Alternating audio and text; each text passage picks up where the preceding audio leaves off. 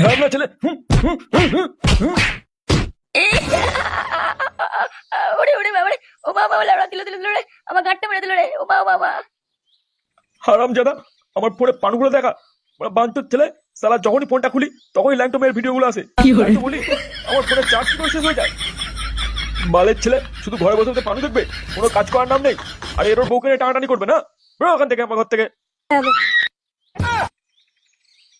এই ফুটো, তুই এখানে কি করছিস? কি হচ্ছে তোর? নিজের বুড়ো পাটাকে সামলাও, আমার কোমর ভেঙে থেতো করে দিয়েছে। মেরেছে মানে? কি গো, সকাল সকাল কি তোমার মাথায় মালু উঠে গেছে নাকি?